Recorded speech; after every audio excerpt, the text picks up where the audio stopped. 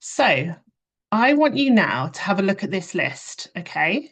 It's a list of motivations. Now we all have different motivations, we're all different people.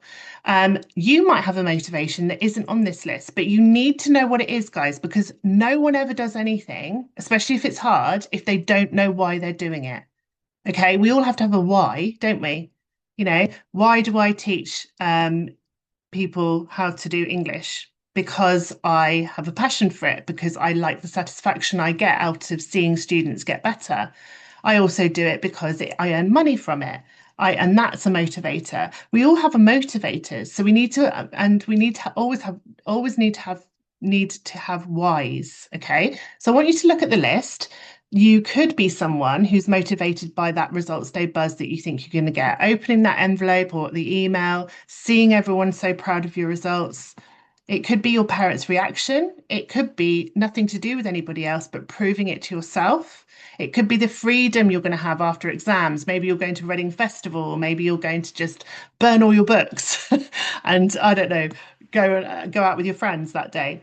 Getting on your course, a lot of you will need certain grades to get to the next step. And it's just a ticket to that, really. Maybe you've got a career in mind, so you need to get a really good result. If you're going to be doing, I don't know, you want to be a chemist or you want to be a dentist, you need to get a really good science GCSE result, for example.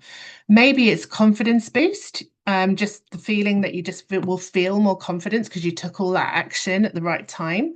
Maybe it's pride in your efforts, or maybe it's just the celebration day itself. Maybe your family's promised you some kind of meal or trip or something like that when you finish your exams. So in the chat, can you just quickly write down, is it A, B, C, D up to I? It might be that it's something completely different, and that's okay. You can write that in. I'd like you to think of something different if something else is motivating you. Some of you are going for A, D, E, A, B, E, E, I, A.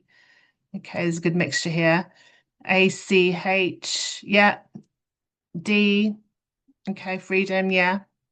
I, celebration day. Okay.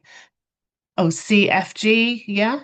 Okay, so some of us got multiple motivators, which is absolutely brilliant, actually. It's good to have more than one, isn't it? So when you are finding things hard, guys, you're going to have to draw on that. Really imagine it. If it's the result day buzz, think about how that's really going to feel. Who are you going to have with you? Who are you going to tell? How is it going to feel if you know you've made all that really good effort and that's those grades on that piece of paper are exactly what you deserved? Okay, right. You now need to go into your results, not your results, your study bundle, and you will see something that looks a bit like this. Okay. And we're going to do an activity. And the first thing we're going to do is we're going to write our goal. Okay. Now, remember, if you don't have this study bundle to hand, just write it on a piece of paper and you can do this afterwards when you've downloaded it. So, what is your goal? Now, in there, you could have a subject goal. Maybe there's one subject that you have a goal. Maybe it's I want to get a 7 in this subject. Okay. So, could you write that in there?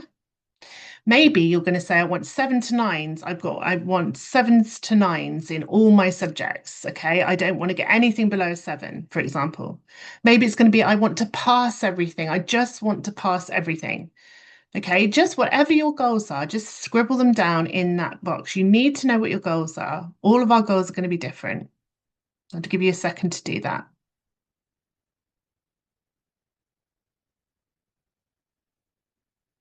Okay.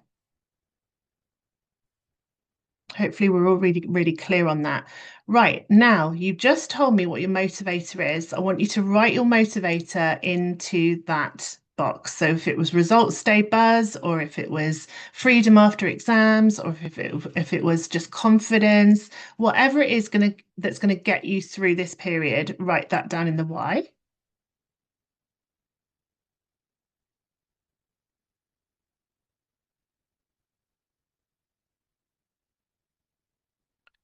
Okay, and what we're going to do now, once we've thought of the why, I want us to go over to where it says support team.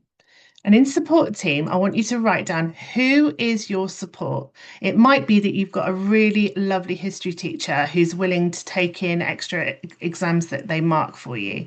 It may be that you've got a tutor in a certain subject. It may be that you have got a really supportive parent. A lot of you seem to have really supportive parents because you wouldn't be here tonight. Um, is it a brother or a sister who's been through the process who can help you? Is there a person in your class who's really quite motivational to work with? You want to surround yourself, by the way, guys, with people who do want to work and do well. It's really important that you do because then the standard is high. Okay. It's not cool to be, thinking I will just hang around with people who make me feel better about myself because I'm not doing much. All right. So we want to surround ourselves with people who have the same mindset. So just put your support team people in that box for me.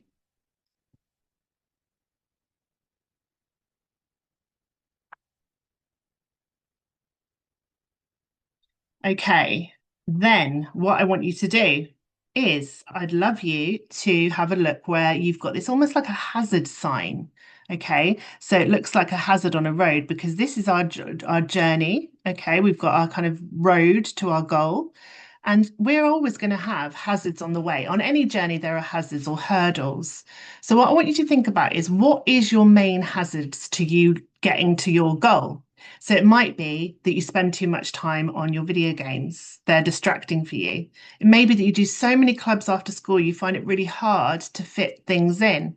It may be an attitude where you think, oh, it'll be fine. I'll just leave it till later. Maybe it's a mindset thing for you. Maybe it is your phone. Okay.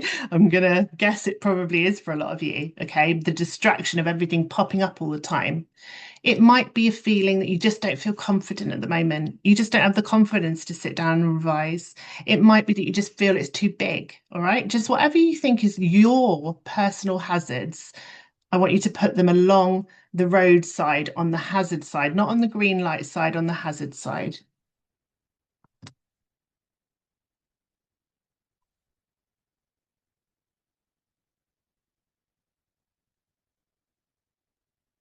Okay, right. What I would like to know now in the chat is what was your main hazard? What was your main hazard? Could you write it in the chat for me? What's the thing that's going to get in the way for you? Can you be specific, Ben, about what distractions? Phone, yeah. The main one, procrastination, motivation, phone, do it later mindset. Yeah. My phone's too distracting. Working too hard. Interesting. I like that, Laura. Yeah. Oh, that's Lucy, isn't it? Not Laura. Leaving things until the last minute. Yeah. Technology, procrastination, not knowing what to revise. Yeah.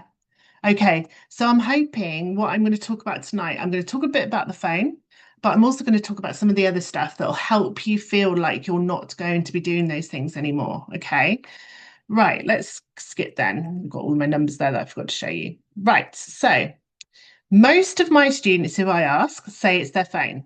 Okay. And I bet you even people who wrote down other things also think their phone might be a problem. So I wanted to give you some tips that other students came up with. Now you might think, oh, I bet they didn't do that. They did do that. Okay. Because I know because I work with their parents. So when I coach students, the phone comes up a lot when we talk about this. And this is what they suggested. Okay. They suggested getting a box downstairs so that the phone goes in there when you're revising. It's out of sight, out of mind. Want access to the GCSE Readiness and Mindset Masterclass full replay? Links in the description. Thanks for watching.